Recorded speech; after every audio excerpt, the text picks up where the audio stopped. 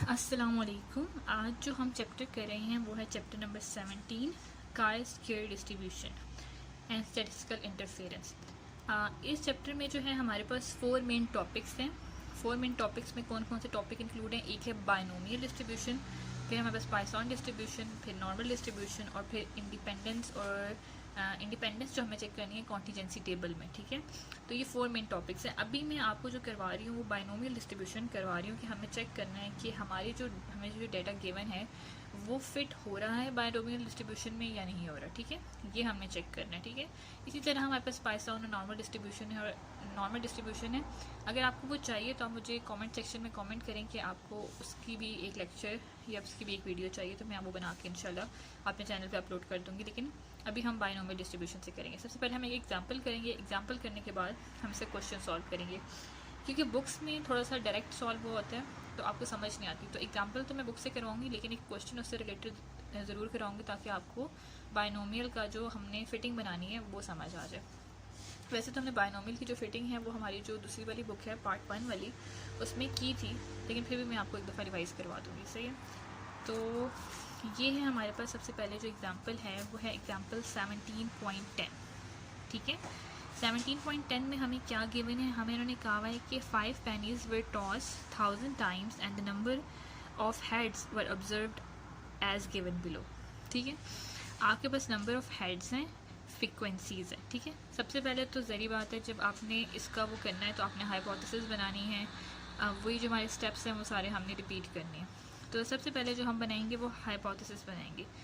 जो हमारे जो रिसेंटली जो हमने चैप्टर्स किए हैं टी डिस्ट्रीब्यूशन वाले और हमने जी डिस्ट्रीब्यूशन वाले जो किए हैं, उसमें हम हाइपोथेसिस को फाइंड करना और वो सब कुछ करना थोड़ा सा एक ट्रिकी काम होता था, लेकिन यहाँ पे हमें इतना मुश्किल नहीं होगा। सबसे पहले आपने क्या करना है, आपने एक हाइपोथेसिस लेनी है। जो पॉजिटिव हाइपोथेसिस होगी उसको आपने हमेशा H0 में रखना है। ठीक है, बाइनोमियल डिस्ट्रीब्यूशन की 2 ही हाइपोथेसिस हम बनाएंगे। एक में हम ये कहेंगे कि ये जो चीज़ जो गिवन डाटा है वो फिट हो रहा है बाइनोमियल डिस्ट्रीब्यूशन में, और दूसरा हम ये कहेंगे कि वो बाइनोमियल डिस्ट्रीब्यूशन में फिट नहीं हो रहा। ठीक है, पॉजिटिव जो हाइपोथेसिस होगी वो हमेशा H0 में आएगी। ठीक है, इसी तरह इस क्वेश्चन में हुआ है the population distribution is a binomial with n is equal to 5 with parameter p unspecified. ठीक है, हमें अच्छा जी, अब हमने यहाँ पे एक और जो चीज़ जो देखनी है वो सबसे पहले जो आपको पता होना चाहिए कि बाइनोमियल के पैरामीटर्स कितने होते हैं। ठीक है, बाइनोमियल्स के हमारे पास जो है वो 2 पैरामीटर्स होते हैं, एक n होता है और एक p होता है। ठीक है जी, नेक्स्ट जब आपको करवाऊँगी क्वेश्चन करवाऊँगी ना, उसमें आपको ज़्यादा क्लियर होगा कि हमारे पास फॉर एग्जांपल हम जो बाइनोमियल की जब फिटिंग करते हैं उसका जब फार्मूला लिखते हैं वहाँ से आपको ईजिली आप देख सकते हैं कि आपके पास कितने पैरामीटर्स हैं। तो बाइनोमियल के हमारे पास 2 पैरामीटर होते हैं, एक होता है n और एक होता है p। ठीक है, अब हमारे पास n इज़ इक्वल टू 5 जो हमें गिवन है, आप यहाँ से देख सकते हैं हमारे पास 5 है। ठीक है, ये हमें गिवन है नंबर ऑफ एंड्स। ठीक है, हमने 5 किया और p हमें नहीं given, p is unspecified, p is unspecified. ठीक है, उसके बाद सेकेंड ऑब्जर्वेशन में हमने ये कह दिया कि the population distribution is not binomial with n is equal to 5। दूसरे में हमने कह दिया कि वो बाइनोमियल नहीं है। ठीक है, n इज इक्वल टू 5 पे वो बाइनोमियल नहीं है। मैंने आपको ये कहा था कि h जो नेगेटिव हाइपोथेसिस है वो आप H1 में रखेंगे और पॉजिटिव हमेशा H0 में रखेंगे। ठीक है, ये हमारी हाइपोथेसिस होगी। उसके बाद हमारा जो दूसरा जो स्टेप होता है वो होता है चूज़ द सिग्निफिकेंस लेवल। अगर क्वेश्चन में सिग्निफिकेंस लेवल गिवन नहीं है, जो अक्सर नहीं गिवन होता, तो आपने अल्फ़ा इज इक्वल टू 0.05 लेना है। ठीक है, अगर कोई सिग्निफिकेंस लेवल गिवन है, फॉर एग्जांपल 0.01 गिवन है या कुछ भी गिवन है, तो फिर आपने क्वेश्चन वाला लिखना है। लेकिन अगर नहीं गिवन तो आप उसको लोगे अल्फ़ा इज इक्वल टू 0.05। ठीक है, फिर टेस्ट स्टैटिस्टिक का ये वाला फार्मूला। अच्छा, उसके बाद फार्मूले के बाद हमारे पास जो मेन चीज़ है वो है डिग्री ऑफ फ्रीडम निकालना। ठीक है, डिग्री ऑफ फ्रीडम निकालना, उसका जो हमारे पास मेथड है वो ये है कि -1 minus number of estimated parameters. ठीक है, मतलब ये जो आपको अभी यहाँ पे थोड़ा सा वो लग रहा होगा, लेकिन मैं आपको जब क्वेश्चन सॉल्व करना सिखाऊंगी ना, जो बुक का क्वेश्चन है, तब आपको थोड़ा ज़्यादा क्लियर हो जाएगा। लेकिन एग्जांपल इसलिए करा रही हूँ क्योंकि मोस्टली एग्जांपल्स भी पेपर्स में आ जाती हैं, तो हमें एग्जांपल्स को भी देखना है। तो k-1 minus number of estimated parameters, ये हमारा डिग्री ऑफ फ्रीडम निकालने का फार्मूला है। के क्या है हमारे पास। सबसे पहले जो हमें पता होना चाहिए वो हमें ये पता होना चाहिए कि हमारे पास के क्या है। अब आप देखिए नंबर ऑफ ऑब्जर्वेशंस को 0 1 2 3 4 5 n तो हमारे पास 5 है, हमें पता चल गया, लेकिन जो नंबर ऑफ ऑब्जर्वेशंस हैं वो हमारे पास 5 नहीं है, वो है हमारे पास 0 को भी इंक्लूड करें 1 2 3 4 5 6। इसका मतलब है नंबर ऑफ ऑब्जर्वेशंस आपके पास 6 है। तो k की वैल्यू हमारे पास 6 है इस क्वेश्चन में। -1 ये ऐसे ही रहेगा, उसके बाद minus number of estimated parameters. Number of estimated parameters का क्या मतलब है? अब आपको मैंने बताया था कि बाइनोमियल के हमारे पास 2 पैरामीटर्स होते हैं, एक n होता है और एक p होता है। तो n तो इस क्वेश्चन में गिवन है, n = 5, बट हमने p को एस्टिमेट करना है, ठीक है। जितने भी हमने पैरामीटर्स एस्टिमेट करने होंगे वो हम यहाँ लिखेंगे।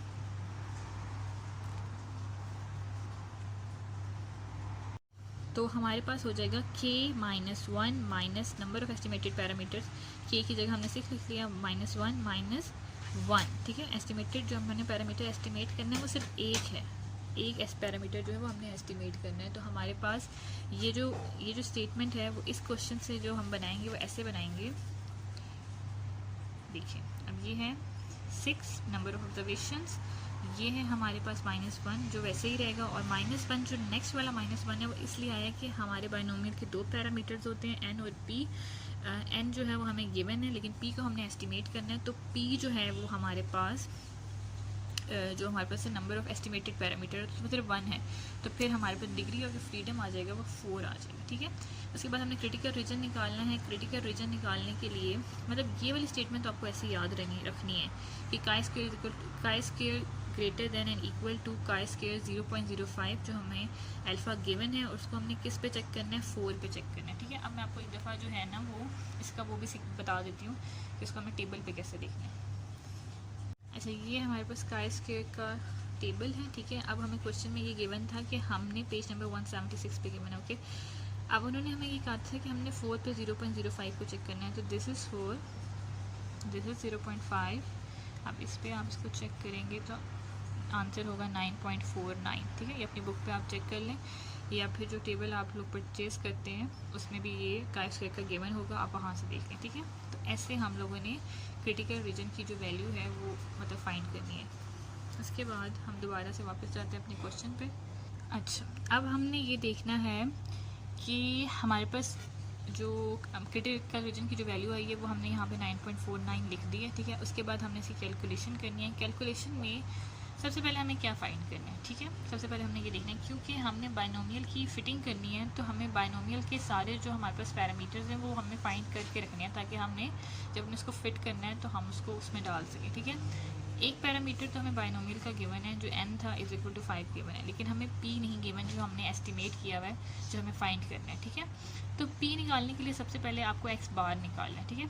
अभी यहाँ पे ये जो कैलकुलेशन हुई है ये बहुत इन्होंने इसको मतलब रिड्यूस करके लिखा है। हमने ये कैलकुलेशन जो है प्रॉपर तरीके से फाइंड करनी है। x बार जब क्वेश्चन करेंगे ना तो उसमें हम प्रॉपर तरीके से करेंगे, लेकिन हम क्वेश्चन देख लेते हैं, फिर एग्जांपल जो है क्वेश्चन के बाद कीजिएगा, ताकि फिर आप ये सारी जो है ना ये चीज़ आपको समझ आ जाएगी, ठीक है। x बार है f(x) divided by f। f(x) मतलब आपने ये जो f है फ्रिक्वेंसी जो है इसको x से मल्टीप्लाई करा के आपने लिखना है, ठीक है। फिर उस सबको ऐड करना है तो आपके पास समीशन f(x) आ जाएगा। फिर f का जो समीशन आएगा, ये जो f का समीशन आएगा वो नीचे लिखना है, और फिर आपकी वैल्यू आ जाएगी 2.47, ठीक है। अब हमें 2.47 आ गया, ये वाला फार्मूला आपने याद रखना है, x बार = n × p, ठीक है। ये भी बाइनोमियल में भी यूज़ हो रहा है और आगे जाके भी यूज़ होगा। x बार = n × p, n गिवन है, p फाइंड करना है, p को यहीं रखें, n को इसके नीचे ले जाएं, ठीक है। p = x बार। अच्छा, जो हमने एस्टिमेट करना होता है उसके ऊपर हम हमेशा हेड डालते हैं, ठीक है। ये चीज़ याद रखनी है। n 2.47 डिवाइडेड बाय n हमें 5 गिवन है, तो ये हमारे पास p की वैल्यू आ गई, ठीक है। p की वैल्यू की निकालने के बाद अपने q की वैल्यू निकालने की, आज जो आपने उसमें पढ़ा था q = 1 - p, ठीक है। ये आपकी चीज़ हमेशा याद रखनी है। p फाइंड करने के बाद आपको q भी फाइंड करना है, q = 1 - p, ठीक है। 1 हमारे पास ये है, p की जो वैल्यू है वो लिखेंगे 0.494, तो इसका आंसर जो भी आएगा वो आपने q की वैल्यू में लिख देना, ठीक है। उसके बाद फिर आपने ये फिटिंग करनी है। अच्छा, ये वाला जो सारा प्रोसेस है ना वो मैं आपको एग्जांपल में समझाऊंगी, ठीक है। सॉरी क्वेश्चन में समझाऊंगी, ठीक है, फिर आपको ये ज़्यादा इजीली समझ आएगा, ठीक है। उसके बाद आप ये देख लें कि आपके पास नंबर ऑफ़ हेड्स आ गए हैं, ऑब्जर्व्ड आ गई है, एक्सपेक्टेड फ्रीक्वेंसी आ गई है, ठीक है। और अच्छा, अब आपको ये एक्सपेक्टेड फ्रीक्वेंसी का थोड़ा सा कन्फ्यूजन हो रही होगी, ठीक है। इससे आगे जितना भी है ना ये वाला प्रोसेस, ये हम क्वेश्चन में समझते हैं, ठीक है, ताकि आपको ये सारी चीज़ें जो हैं वो क्लियर हो जाए, ठीक है। एग्जांपल जब आप क्वेश्चन करेंगे तो ये एग्जांपल आगे आप इजीली सॉल्व कर सकते हैं। ओके, अब हमने करना है बाइनोमियल डिस्ट्रीब्यूशन का क्वेश्चन। बाइनोमियल डिस्ट्रीब्यूशन का जो क्वेश्चन है वो मैंने जो पुरानी बुक है हमारी स्टैट्स की, पुरानी से मुराद पार्ट 1 की जो बुक है इससे लिया है, ठीक है। 18.19 क्वेश्चन है इसका। इस बुक में भी हमारे पास क्वेश्चंस हैं, जो काई-स्क्वायर डिस्ट्रीब्यूशन चैप्टर है उसमें क्वेश्चंस हैं, लेकिन वो मैं एंड पे आपको मार्क करवा दूँगी, आप उसकी प्रैक्टिस कर लीजिएगा। अगर किसी क्वेश्चन में आपको मसला है तो आप मुझे कमेंट सेक्शन में बता दीजिएगा, फिर मैं वो सॉल्व करके उसको अपलोड कर दूँगी। अब हमारे पास ये है 18.19 question, same to same as it is example जैसा है। हमें n जो है वो गिवन है, लेकिन p जो है वो अनस्पेसिफाइड है, ठीक है। उसी तरह हमने इसकी हाइपोथेसिस बना ली, लेवल ऑफ सिग्निफिकेंस लिख लिया, टेस्ट स्टैटिस्टिक्स लिख लिया, डिग्री ऑफ फ्रीडम निकाल लिया कि -1 number n is equal to 6, but जो हमारे पास टोटल नंबर ऑफ ऑब्जर्वेशन है वो हमारे पास 7 है, ठीक है। 7 -1 तो हमने वैसे ही करना है जैसा हमारा है।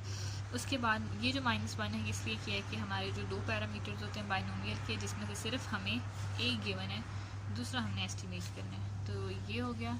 उसके बाद आपने क्रिटिकल रीजन निकालना है, सेम टू सेम 0.05, पहले हमने 4 पे किया था, अब हमने 5 पे चेक करना है, तो वो 11.07 आ रहा है, ठीक है। फिर हम आगे मूव करेंगे, ठीक है, कैलकुलेशन पे।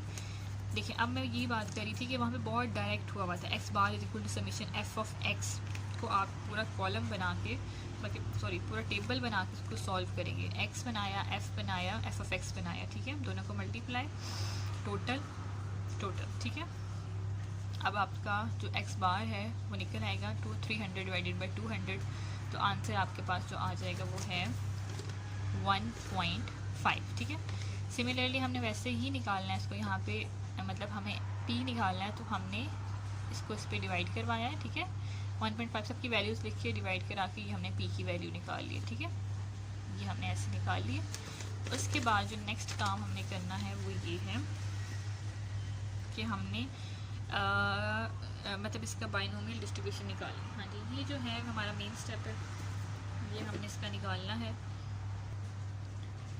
अच्छा, p निकल आया, q1 माइनस p होता है, ये आ गया, ठीक है। अब ये बाइनोमियल का फॉर्म मेथड जो है वो आपने पार्ट 1 में भी पढ़ा था, लेकिन फिर भी मैं यहाँ पे आपको बता देती हूँ, वो होता है n c x, ठीक है।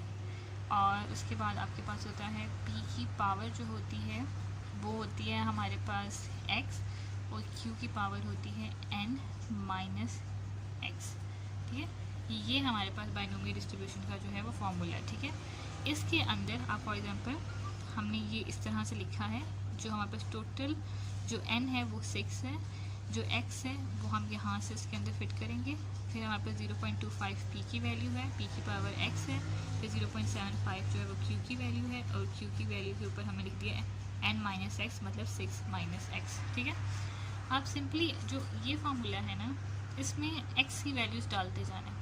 पहले x की वैल्यू 0 डालनी है, ठीक है, 0 डाली, फिर x की वैल्यू 1 डालनी है, फिर 2 डालनी है, फिर 3 डालनी है, फिर 4 डालनी है, फिर 5 डालनी है, ठीक है। इसको हमने कैलकुलेटर से सॉल्व करना है, तो हमारे पास ये वाली जो वैल्यूज़ हैं ये सारी आ जाएंगी, ठीक है, ये वाली सारी वैल्यूज़ हमारे पास आ जाएंगी। उसके बाद जो नेक्स्ट हमें टेबल बनाना है वो ये वाला बनाना है, ठीक है।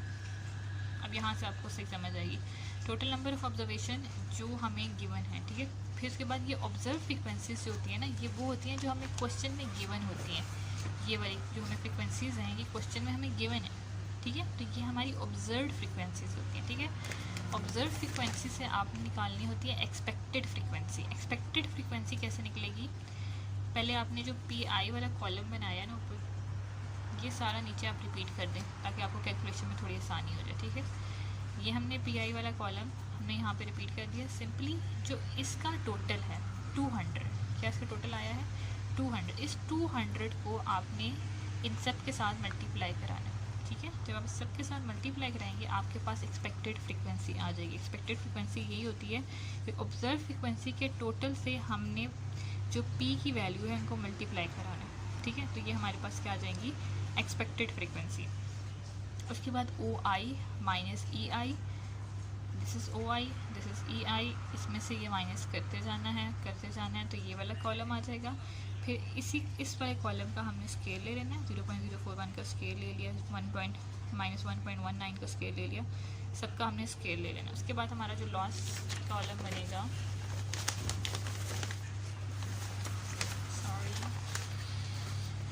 हाँ, जो लास्ट कॉलम बनेगा वो बनेगा ओ आई माइनस ई आई का स्केयर डिवाइडेड बाई ई आई, ठीक है।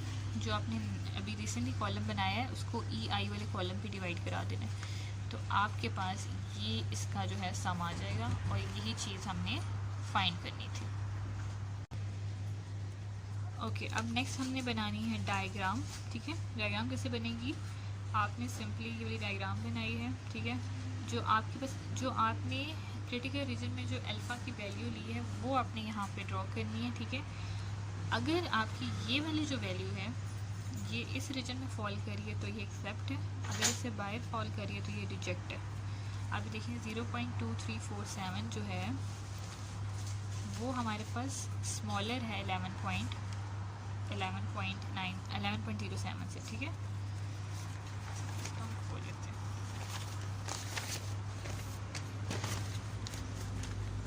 जो 0.2347 है वो स्मॉलर है 11.07 से। तो अगर स्मॉलर है तो वो इसमें इस रीजन में फॉल करे तो ये एक्सेप्ट है, ठीक है। वरना अगर इस रीजन में फॉल करा तो एक तो रिजेक्ट है। तो कंक्लूजन हम यही बनाएंगे कि जो हमारे पास स्क्वायर डिस्ट्रीब्यूशन जो हमने कैलकुलेशन की है वो हमारे पास एक्सेप्टेंस रीजन में फॉल कर रही है, मतलब वो रिजेक्शन रीजन में फॉल नहीं करी। तो इसलिए हम ये कहेंगे कि ये जो हमारे पास जो डाटा गिवन है ये बायनोमियल जो डिस्ट्रीब्यूशन है उसमें गुड फिट होता है, ठीक है। तो ये इस तरह के क्वेश्चन है। आप जो बुक में कौन कौन से क्वेश्चन आप इससे रिलेटेड सॉल्व कर सकते हैं मैं आपको वो भी बता देती हूँ। ओके, ये है हमारे पास 11.29 क्वेश्चन, इसको आप ट्राई कर सकते हैं बायनोमियल के लिए का ए पार्ट जो है, ठीक है। इसको आप ट्राई करें बायनोमियल के लिए, और अगर इसमें कोई डिफ़िकल्टी आती है तो आप मुझे कमेंट सेक्शन में बताएं, मैं इंशाल्लाह इसको भी अपलोड कर दूँगी अपने चैनल पे, ताकि आपको अगर कोई कन्फ्यूजन है या कोई चीज़ क्लियर नहीं हो रही तो वहाँ से आपको क्लियर हो जाए।